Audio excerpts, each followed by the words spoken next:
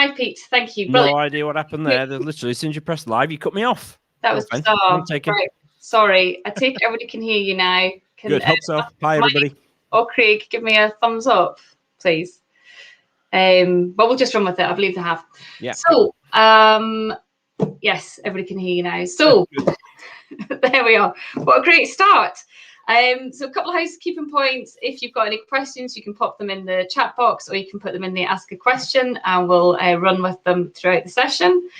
And if there is any audio or visual issues that you're having other than the ones that we've just had there, then if you copy and paste this link, then it will kind of it buffers the presentation. So there we go. Okay, great. Right. So Pete, can we get started with Meaningful Money? You run Meaningful Money and also Jackson Wealth Management. Yeah. You could just give us a bit of background into the two companies, please. Okay, let's do Jackson's first because it's been around the longest. It's a fairly archetypical financial advice practice all the way down in Penzance in the very far west of Cornwall. I'm not from here myself, as most people know. I'm a Yorkshireman by birth, but married a Cornish girl. So once our eldest was born, the pull home became a bit strong. So that's how we ended up down here. But Jackson's was actually founded in Penzance in 1923 as a general insurance broker. And then they span out the life and pensions arm in 1974, which we now call Jackson's Wealth Management. I joined as a self-employed advisor in 2005 and mortgaged to the hilt to buy in 2007.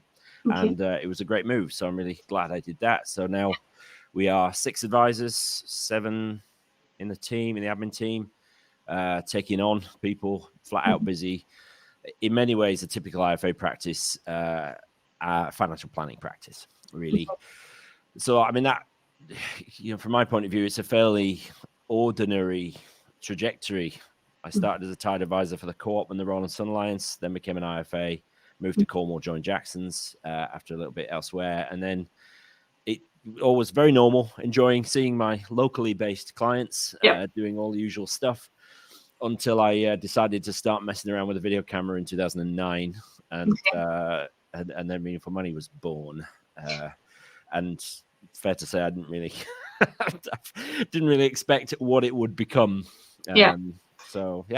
So you started Meaningful Money in 2009, did you just say? Yeah, well, 10, I went live. I started shooting videos in 2009. Right. So back then, what was your idea for it? What was the spark that made you decide to set it up? Okay, apologies if anybody's heard this story before, but 3 things came together, really, which were the catalysts. So firstly, I kind of wanted to do a little bit more than just help my own clients here, and just kind of realized that I didn't just want to help rich people get richer, really. I wanted to try to make a bit more of a dent in the universe and take what I'd learned about how money works and all that sort of stuff and try and spread it around a bit. In a few different spheres of my life, this is the second thing, people told me that I was good at explaining things. So around the dinner table with my then young children, on the board of governors at their school, in church, here in work, obviously, just a few people said in fairly rapid succession, God, I never would have thought to explain it like that. Yeah. And that kind of sunk in, right? Okay. My dad is a teacher, so maybe it's in the DNA. But the third thing then was reading Crush It by Gary Vaynerchuk. And the premise of that book is, I think it's a 2008 book. Yeah. But the premise of the book at the time was, look, the technologies are now available to get your message out, whatever it is, for free or for very cheap, to as many people as you want. And there's no gatekeepers, there's no editors, there's nobody telling you you're not pretty enough, or you're not thin enough, or your voice is weird, or anything like that. If it's any good, people will turn up and listen to it. So those 3 things came together, and I bought a flip video camera for 100 quid, and it's on a shelf up there, actually, just out of shot.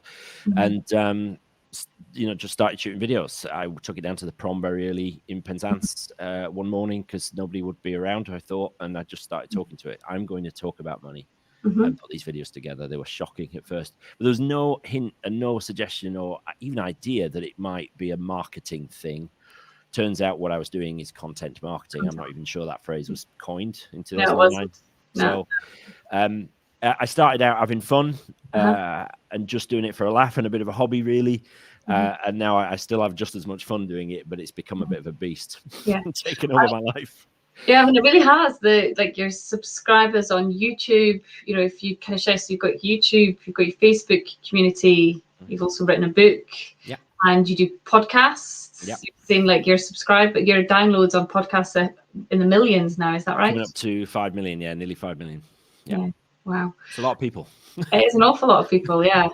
How do you find the time that to do all of that content? And I mean, is it a real passion for you? Is it like oh yeah, you wouldn't put the amount of time I've put into it if you didn't really like it. If it's never been a speculative thing. It's always been because I loved it first. Yeah. Because any kind of content marketing is not a rapid fire success, so it's a slow burn. Yeah. It'd be quicker now if I was starting from scratch now, because I've learned a lot. But just sort of feeling my way as I went, just had to learn as I go. So how do I find the time? I'm pretty good at batching, and I'm pretty good at diary management for the most part. So I mean, it's been a problem. It's definitely, I've learned a lot about that as well. I mean, early days there was no pressure, and shooting a video was literally a case of wedging that camera on top of a rock or something and standing in front of it, and the audio was terrible, and sometimes the camera would fall over. Nowadays it's a little bit more produced. Everything you can see, well, you can't see, but I can see behind the camera to make the picture look as it does. It takes a bit of setup now, but one thing I do now, because Meaningful Money has become so important for Jackson's, I do take a day a week. Friday is Meaningful Money Day, so I'm not doing Jackson's work, because it now brings in a shed load of business to Jacko. So yeah. So would you say Jackson's is a better business because of Meaningful Money? Yeah.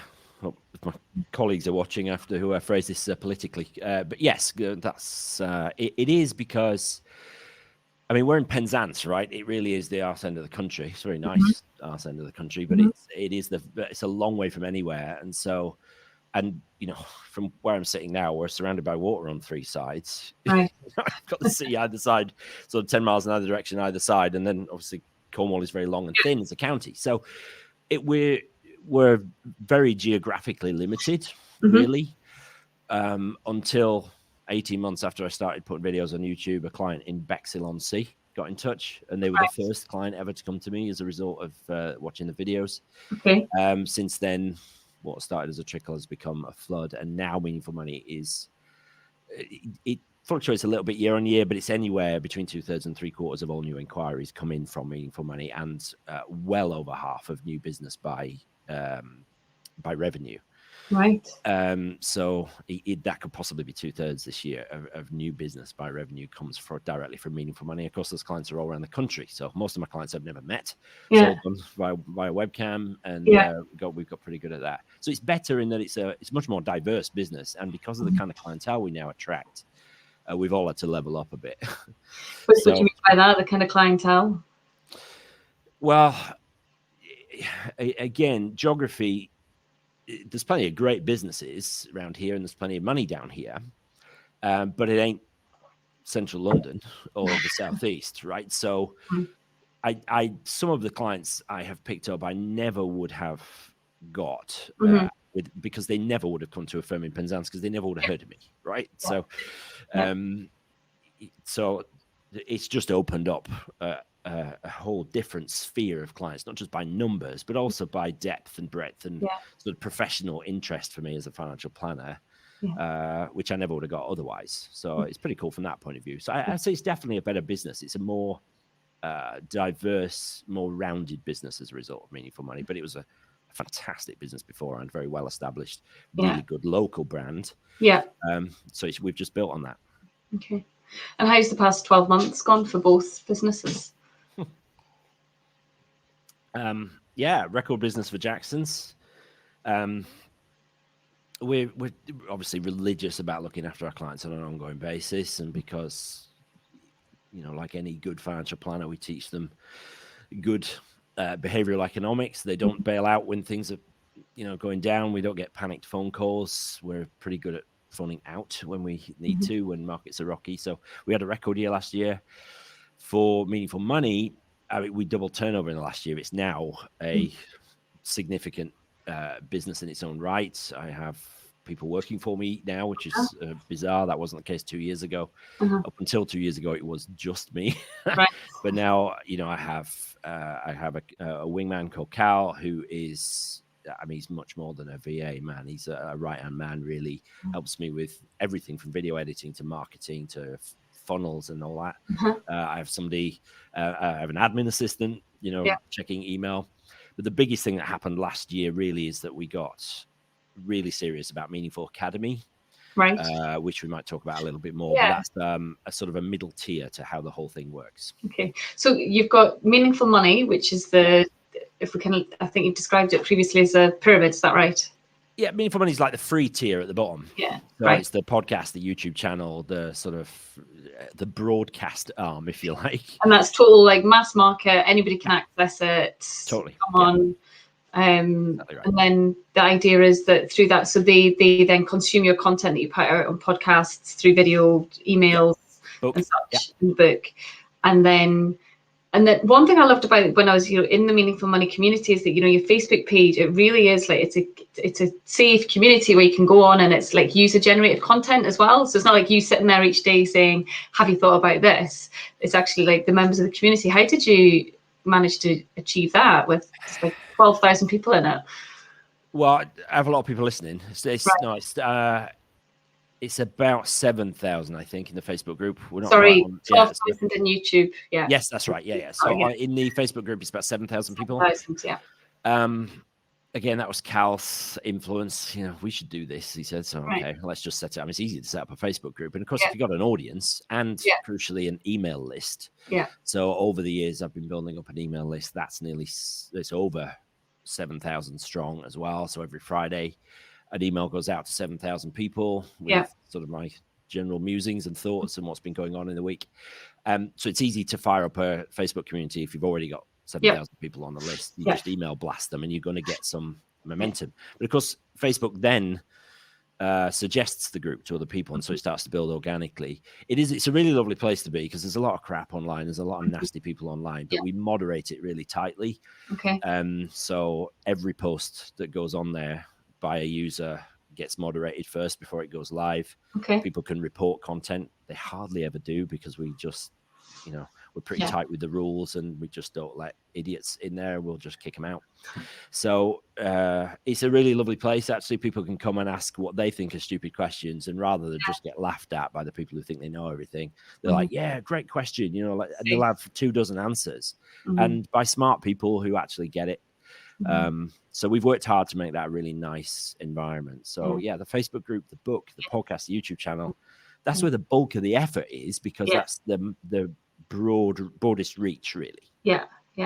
So you've got that. So that's and then after that, you said there's the academy, which is more niche or the audience for that? The academy is a sort of distilled quick win version, right? So if somebody, for context for folks listening, there's 3 phases in the academy. It's financial foundations, which is courses. It's video courses, really. It's one-off fee. So there's like 7 modules in there. Courses on how to budget, how to get out of debt quickly, the basics of investing and saving and building an emergency fund, some mindset stuff, right? So that's foundations. Then we've got Build Wealth, which teaches people how to invest, how to find a decent fund using free tools on Morningstar, what different assets look like and how they work together. And then also Build Wealth gives access to Voyant Go, which is the consumer-facing version of Voyant, the financial planning app. And then the 3rd phase, which is still in construction, is retirement planning. So that's all about how to make the transition into retirement, how to set up your portfolio to give it maximum longevity, all that sort of stuff. And so it's one to many, if you like. So if people are at a given phase in their life and they want to learn quickly, it's like Skillshare or Udemy or something like that. You want to learn something, you can subscribe and buy a course on that. And rather than having to search everywhere for it, it's distilled. It's one stop. It's right there. You work through it. It's one stop. Yeah. And that's gone nuts. I mean, absolutely crazy. Yeah. So something like 750 people in there currently. Wow. We did a founders launch of the retirement planning phase where it's basically incomplete and the founders get a discount to help us to feedback on the content as it goes in. and we had 200 odd people sign up to that. I was expecting 30 or 40, and we ended up with 200. So yeah, that's been the sort of breakout story of the last year, really. And as suddenly I've had to register for VAT and all sorts of annoying things like that, and start paying the accountant more money. But that's a lot of fun, and again, a really good community in there, and very sharp people. Man alive, some people ask really intelligent, difficult questions in there. Really? Yeah, keeps me on my toes. I was going to say, so why do you keep doing like that? If you're, what you've said, why you started Meaningful Money, so the 3 things that kind of all came together, but why do you continue to do it? If you're looking for an answer more intelligent than because it makes me money, you might be disappointed. No, I do it because it's the sort of logical extension, really, of Meaningful Money. People wanted more. I could have continued doing that for free, but actually it's an opportunity. I just thought, I'll do that. Helps me secure my family's future more quickly. It's the ideal way to monetize from my point of view. I've got other things going on. I have affiliate arrangements with LifeSearch, for example. 7IM have been sponsoring me for more than 10 years now, so their support has been invaluable. So that's allowed me to keep going, improve the kit, But it is now a business in its own right, and I do it because I love it still. Other than the financial benefits, I do it because I love it. Absolutely adore it. I love learning how to do stuff, like how to build. I built the site, the Academy site, using plugins and WordPress and stuff, and I could just do that all day long, which I don't know what that says about me, really. You can see by the background that you're obviously into your tech. It's completely unnecessary, but it's a lot of fun. I'm surrounded by Paw Patrol and Barbie houses, and you've got all of that. So is there ever any kind of tension comes up between, running a non-regulated marketing business versus running a, advisory firm regulated?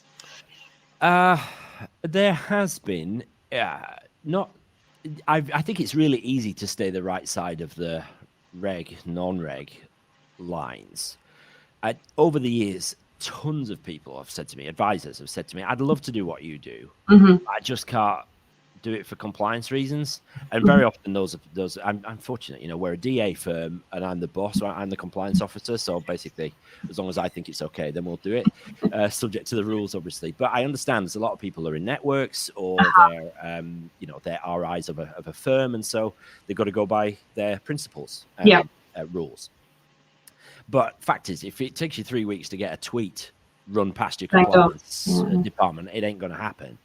So, but I also think that a lot of compliance officers are way too paranoid about things like financial promotions and stuff like that. It's actually pretty easy, don't do anything or say anything you wouldn't want put on a billboard is the basic compliance financial promotions rules. That used to be my training that I used to do when I was at Nucleus with staff, was if you didn't want it up on Piccadilly Circus on those big TV screens, then just don't do it. So that has never really been a tension. Where there has been tension, being honest, has been sometimes with my colleagues, because my passion is clearly Meaningful Money. There have been times over the years where I felt a little bit tied to Jackson's, but I think in my mind, for all the right reasons. I'm in business with my 2 best mates in the world. So I wouldn't want to just stick 2 fingers up to them and say, look, thanks for the memories, chaps. I'm off to do my own thing. So that, as well as the fact, obviously, I got equity in the company and I want to get it out somehow, has kept me kept me here at Jackson's. But also, I think I've really benefited from continuing to be a practitioner. And I do still really love client work. I don't like admin or compliance or all the crap that comes with it, but I love dealing with clients one-on-one.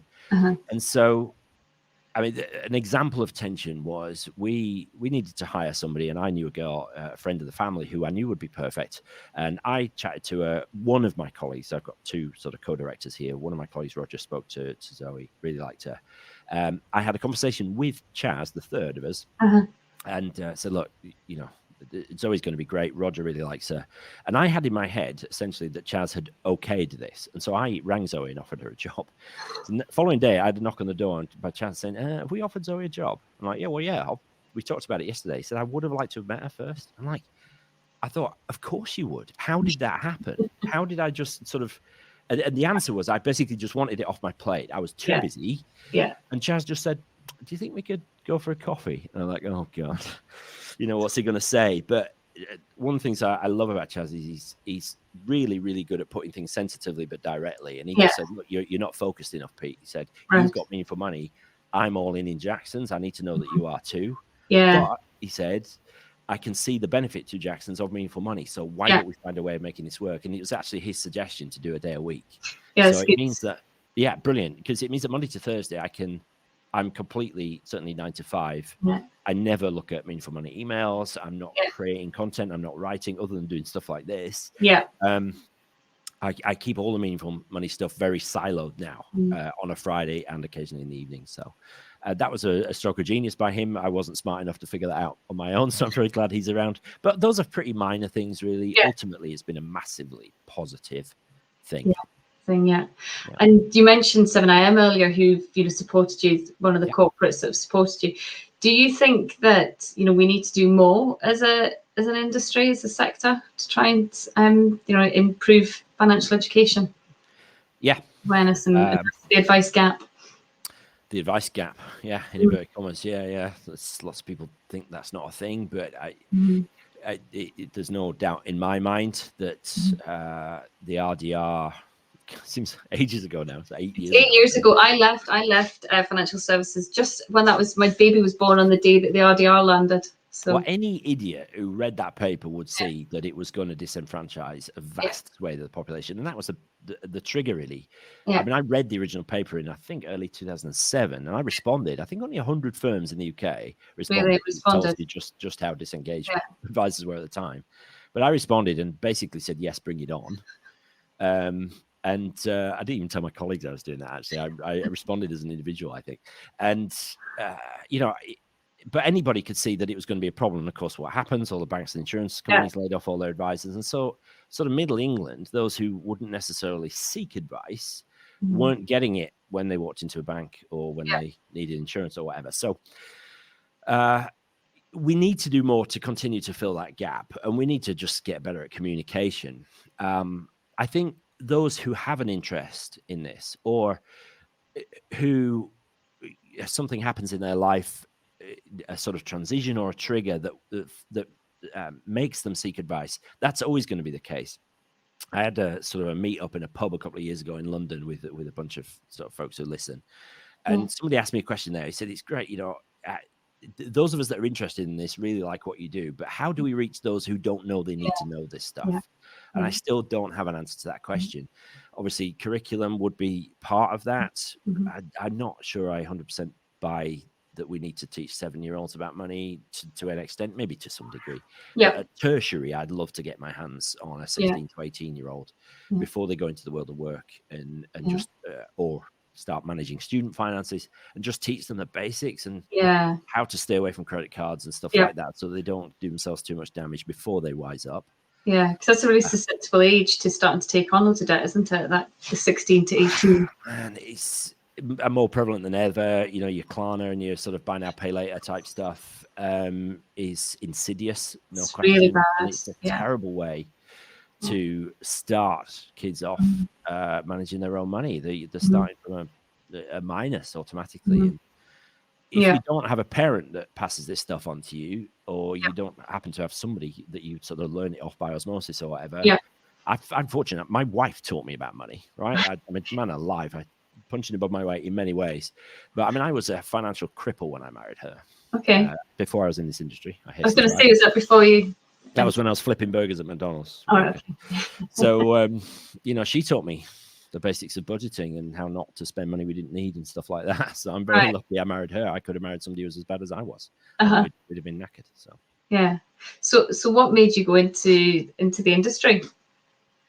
From flipping burgers to I hated my degree. I did an electronics degree. I hated it. And so I failed my second year. And by that time I'd met Joe and wanted to get married because getting married at 22 seemed like a good idea at the time.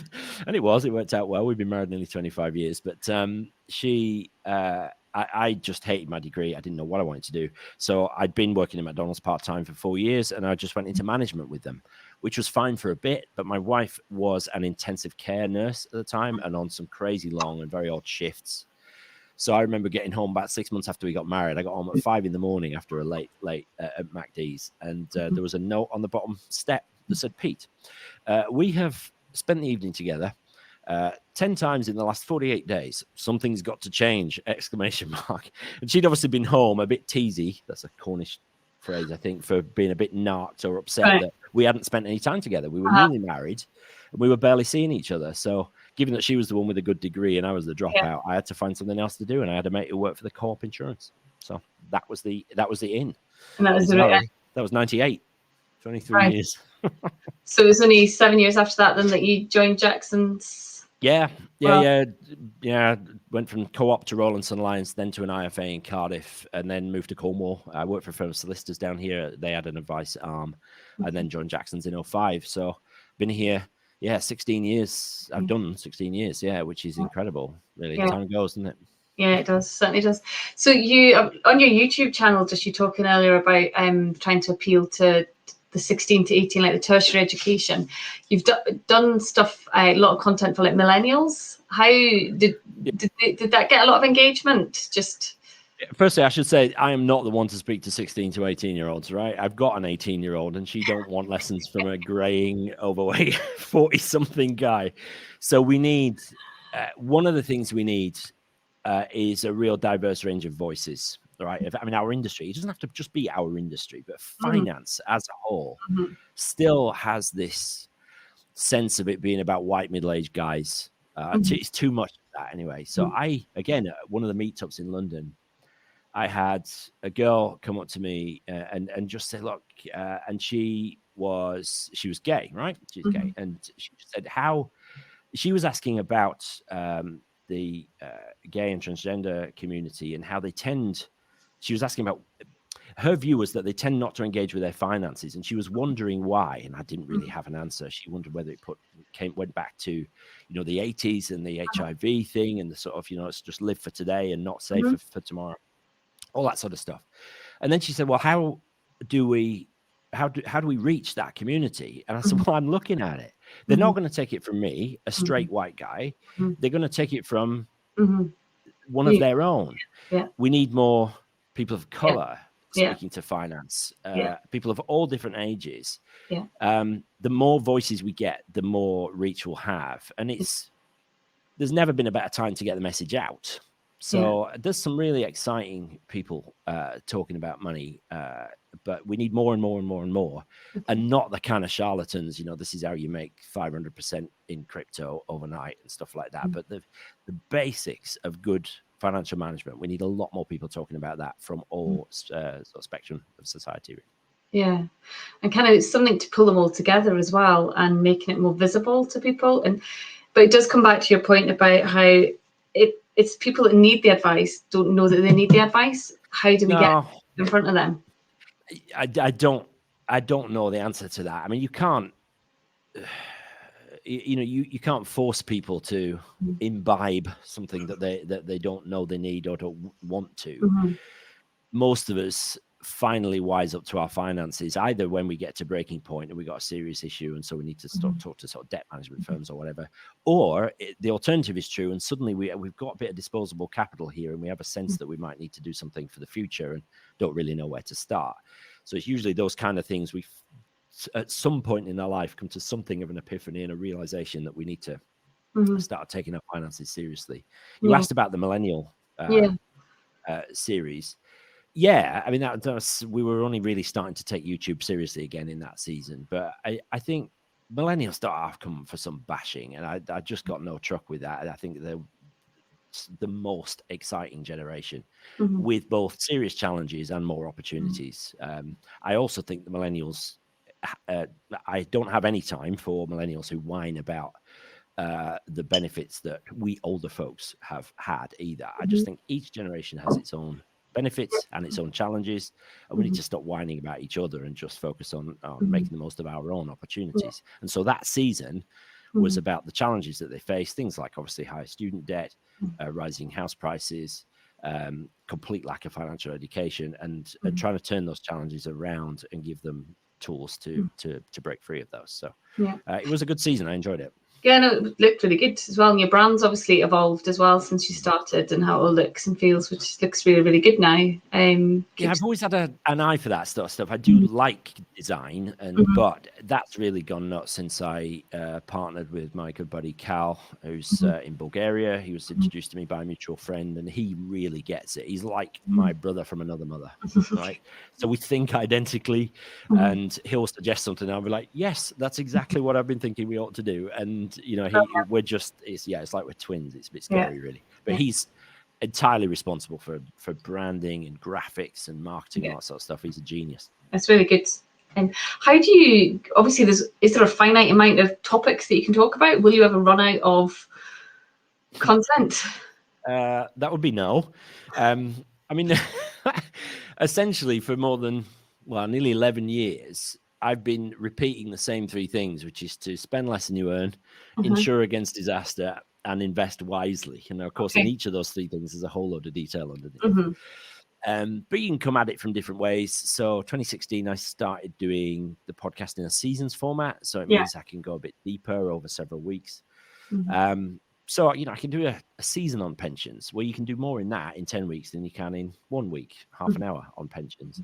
I did a season on each of the life stages, from millennials through to sort of later life stuff. Last season was a season of ultimate guides. So they were slightly longer, but it was like, okay, if you had to listen to one podcast or watch one video on how to get out of debt, what would I want that to be? And that's what I produced. And the current season is essentially a season of checklists. So the one that came out, where are we? Wednesday today, is the checklist, the beginner's guide to investing. So it's like, if you've never invested before, here are 10 steps to work through. You work through these steps, and there's detail beneath, then you'll be off and running. So it's about sort of spinning it, basically the same information in slightly different ways. You know, I'm not really a technician, and I don't think the public need to be. One thing that really, really pisses me off, if you'll forgive me, about my industry is it's sort of arrogance that the public can't do this stuff themselves. You know, my clients, most of them are significantly more intelligent than I am, right? And they can do anything that I can. Obviously, I've got experience, so that's a different kind of intelligence. But I can't stand this sort of assumption that we ought to just sort of kind of keep things to ourselves. My absolute passion is to equip everybody to do their own financial planning. The only caveat that I always put to that is, look, when you get to retirement, please talk to somebody who knows what they're talking about, because there's so many potential pitfalls there. That sort of transition, which is easily the biggest transition of our lives, short of dying, right? Retirement is really where that you need to seek advice at that point. But until then, you can do it yourself. Investing's easy. I would have an issue with anybody who says otherwise. Investing is a walk in the park. It's the industry that makes it more difficult because it's self-serving. Okay. We've had a question through from Nick Blake saying, Pete, do you ever get asked if others can borrow your content if they want to spread the word? And would that work? Is it you, or is it the content that works? Thanks, Nick. Thanks, Nick. Good question. Yeah, I do. I quite often, I often get emails from advisors saying, thanks, your video really helped me pass RO4 or whatever, which is quite nice. But I also get advisors who will say, look, actually, if you want to explain how a no rate band works, or the resident no rate band or whatever, then here's a video on it, and they will link them to me, which is really, really sweet and really kind.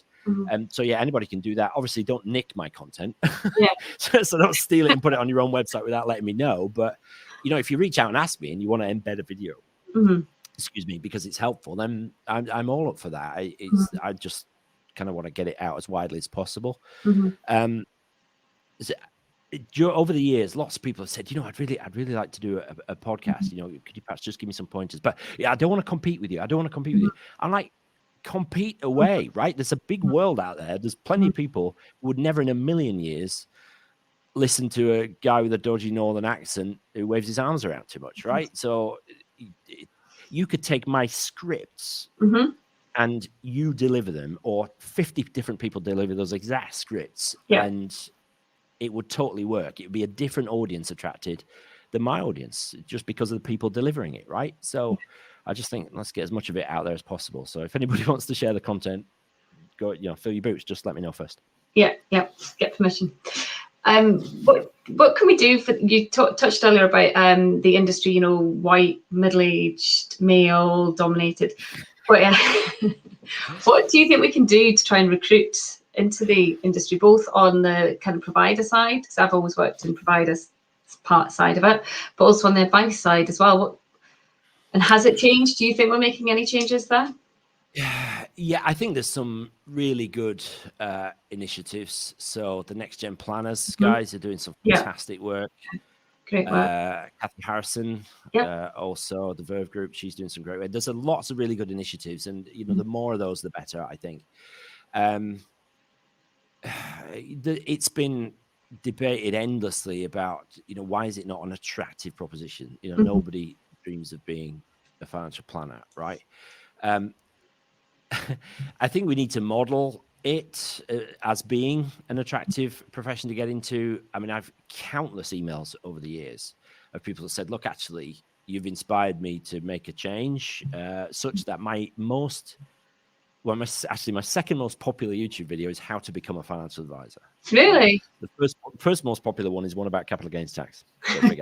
But how to become a financial advisor is, I got asked it so many times. I thought, I just need to write a podcast about this so that I can just send people to it, so I don't have to keep answering this same email. And that's easily, it's the second. It's not a lot in it actually, but it's the second most popular video. And so I've had countless emails, probably hundreds over the 10 years, of people saying, look, you make this sound like a really attractive kind of job.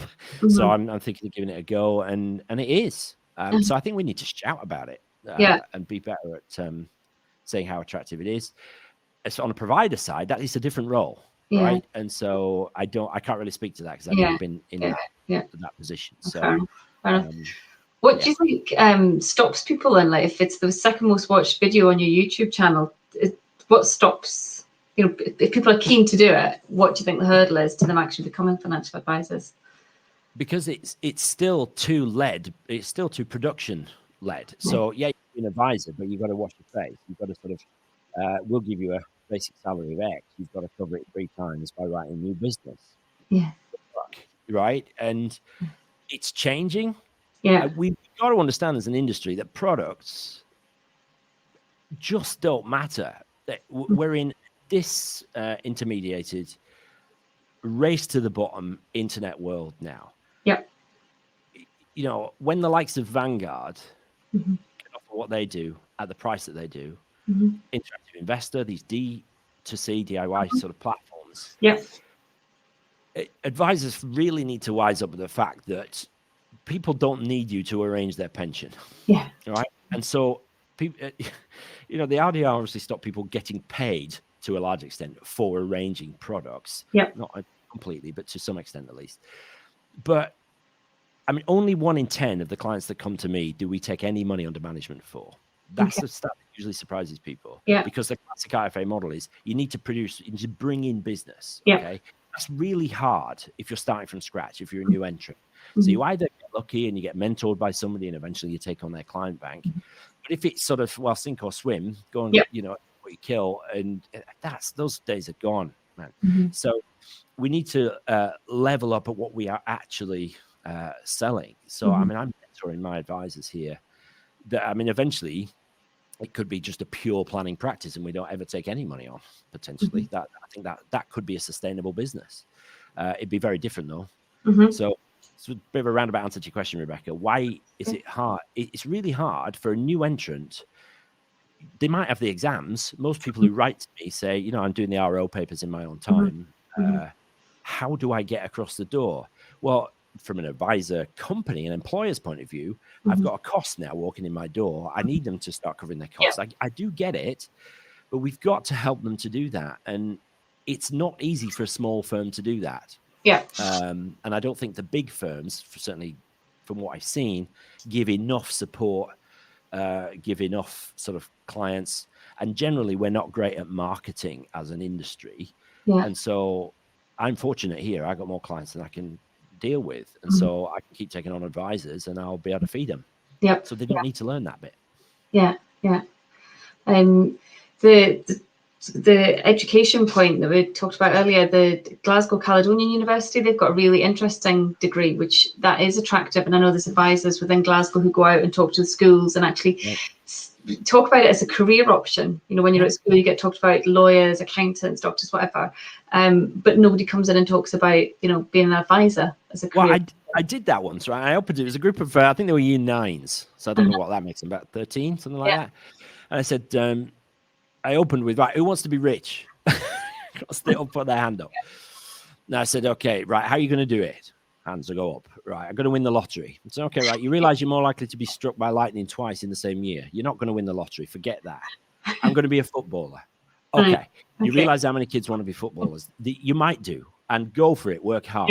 But you probably won't get rich doing that. And sort of just said, but what if I could guarantee you a way? To build wealth, so that you will, at some point, it'll take you a while, but you'll get to a point where you will be wealthy and you won't ever need to work again. Yeah. And what if I could guarantee you that? Would you be interested? Well, of course they were. So, well, that's what I do for a living. Yeah. That's awesome, man. I love it. It's like a freaking superpower. Yeah. Right? We just need to say about it. Yeah. Just more people saying it. Yeah. Well, I get excited about it. Can you tell? Yeah, no, absolutely not. I mean, when we talked on Monday, you said it was a vocation, and I very much you can get that sense from talking to you. And you've had Rohan saying what a huge credit you are to financial services. Bless you, Rohan. Back at you, mate. Doing amazing work. Yeah, absolutely. And Sarah, Pete, you're a breath of fresh air. Great session. Thank you. Thank you, Sarah. So we're almost out of time here. So the only kind of question that we didn't really get to cover was what's next for you? Yeah, more of the same. I'd like to do more YouTube. I think I'm more excited about YouTube than ever. I think it's harder to shine on YouTube than ever, but I watch a lot of YouTube, and so I'm learning, you know, the kit that I'm surrounded by is part of that. Yeah. I will continue to develop the academy. The goal for that is 10,000 people in there, and for it to be a 7-figure business. That's the goal. So but I mean, that'll take me 5 years probably, if not more. But so it's more of the same, really, Rebecca. Yeah. But at the same time, I'm more in love with Jackson's than I've ever been, and the kind of business I want to build here. So working with Brett Davidson, shout out to Brett in his Uncover Your Business Potential course, which has really helped me actually really focus my mind. So more of the same. I'm loving it more than ever. So why would I stop? Absolutely. Great. Well, thank you so much for joining us today. I really, really appreciate you taking the time and being great to get to know you. Thank you so much. Mark will be back next week. We've got Ola Abdul from Fundament. So we've all been thinking about Mark over the last few weeks, and it'll be good to have him back here in the hot seat. And thank you very much, everybody. And I'll see you again. Thanks all. See you later. Bye-bye.